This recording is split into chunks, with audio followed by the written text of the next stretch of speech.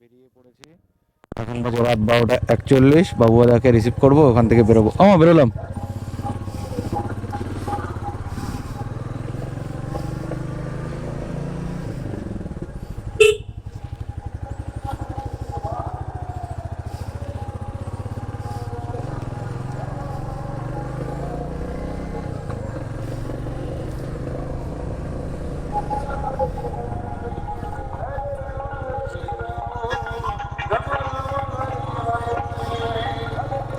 চলো বাবু আর বাড়ি গিয়ে বাবুকে রিসিভ করে নিই, তারপরে আমরা বনগাঁ রোড হয়ে চাকদা হয়ে কৃষ্ণনগর হয়ে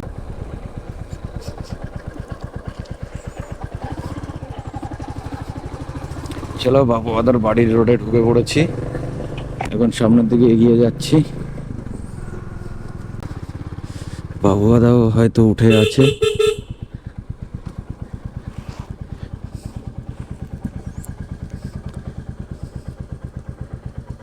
আরে রাজীব দা,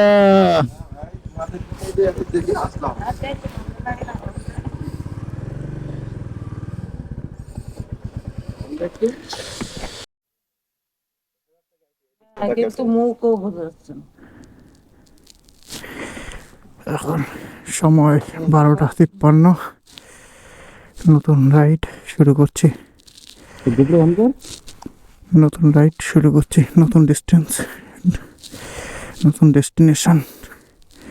চলো, তোমরা তো এত সময় থাম্বনেল দেখে বুঝতেই পেরেছো কোথায় যাচ্ছি।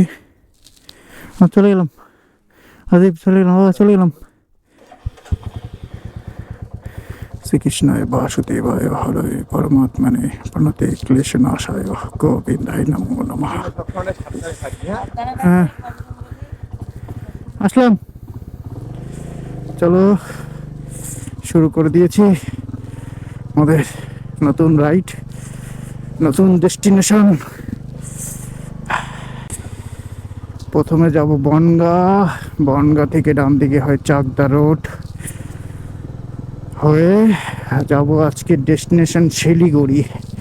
তবে চেষ্টা করব শিলিগুড়ি যদি সময় মতো পৌঁছে যেতে পারি, তাহলে শিলিগুড়িটাকে ক্রস করে ফুলবাড়ির দিকে আলিপুরদুয়ার পর্যন্ত যাব।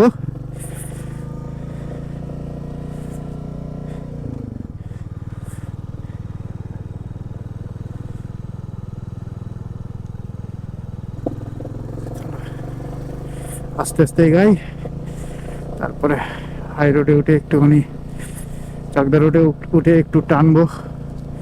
এমনিতে একটু বেরোনোর সময় 12টার সময় বেরোনোর কথা ছিল, একটু লেট হয়ে গেল।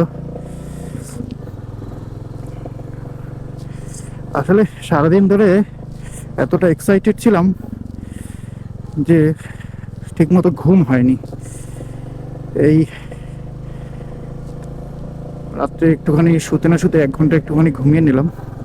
ভেবেছিলাম 11:30 থেকে 12:30 কি 12টার দিকে বেরাবো, তা সেটা হয়নি। আজ বেরোতে বেরোতে ঠিক 1টাই বেজে গেল।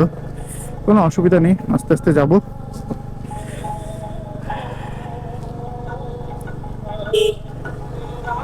রাস্তার অবস্থাটা খুব একটা ভালো না।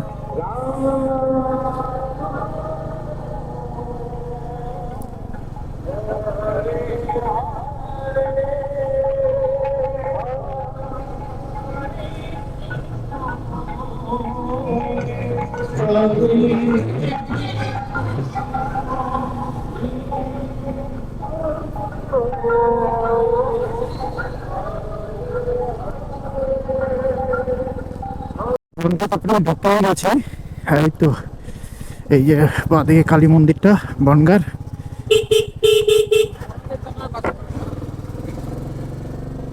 সামনে এই ঘড়ি মোড়, যেটা মতিগঞ্জ এখন নতুন নামকরণ হয়েছে ঘড়ি মোড়।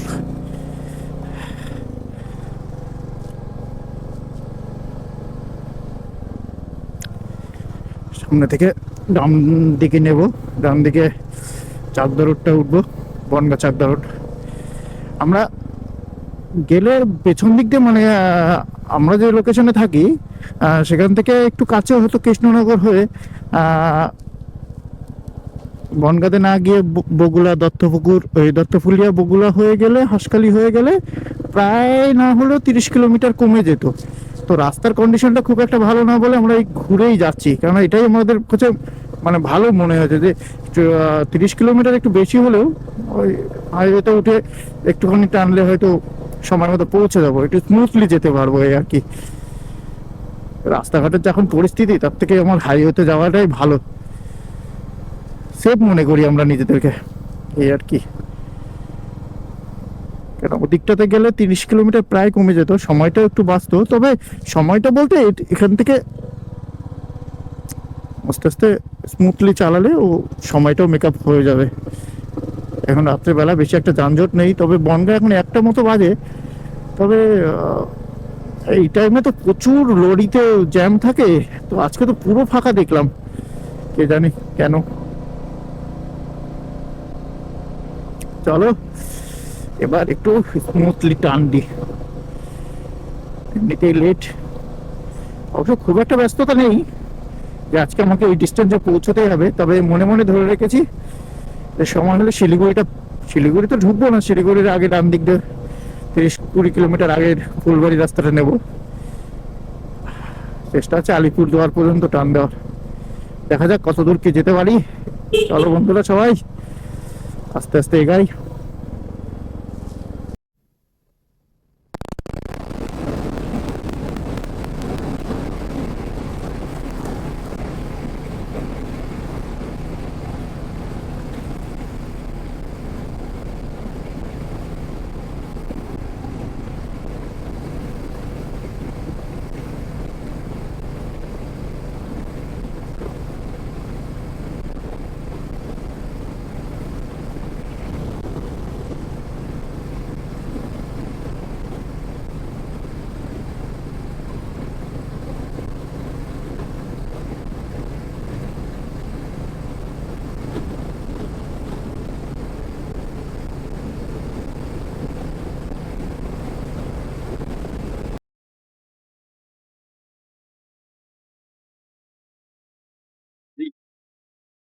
তারপরে হসপিটাল বাদিকটা, হ্যাঁ রানাঘাটটা পাক করছি।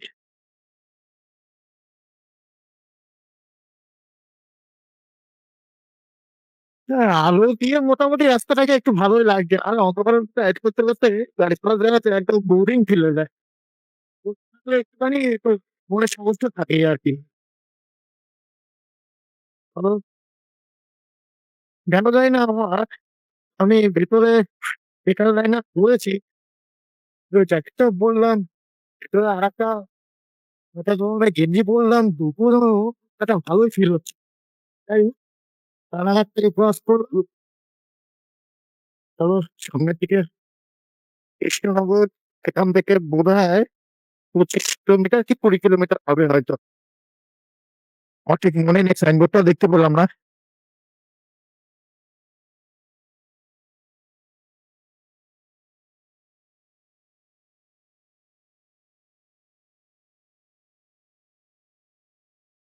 বাচ্চা মানুষ সাধারণত আমার গাড়িতে চালাতে খুব ভালো লাগে, কারণ যানজট থাকে না, নিজের মনের মতো একটুখানি হালকা টানো, ব্যাস, নিজের কন্ট্রোলটা রেখে নিজের মন মতো চালো, দিন হলে ব্যাস জ্যাম আর জ্যাম। ওই রাত্রে এই জন্য বেশিরভাগ সময় আমরা বাইরে বেড়াতে গেলে দেখি একটু রাত্রেই বেড়াই, যাতে যতটা সম্ভব প্রথম দিন একটুখানি টানার চেষ্টা করি, কেন প্রথম দিন একটু জোশ থাকে, একটু মনে ফুর্তি থাকে, আবেগ থাকে, এই জন্য যতটা সম্ভব। কিন্তু অসুবিধা হচ্ছে বুঝতে পারিনি যে এতটা ঠান্ডা লেগে যাবে।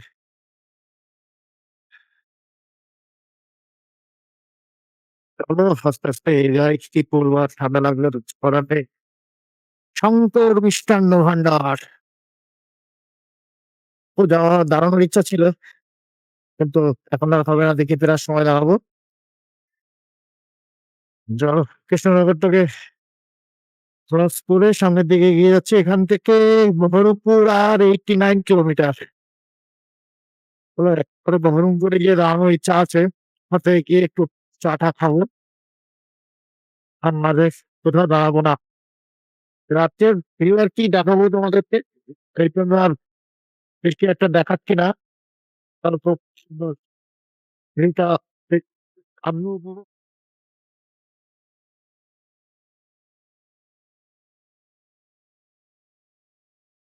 যত এই স্পিডটা মেইনটেইন করার চেষ্টা করছি, ভাবছি 80, 90 এর উপরে গাড়ি চালাবো না। সেই 100, 100 প্লাস হয়ে যাচ্ছে বারবার।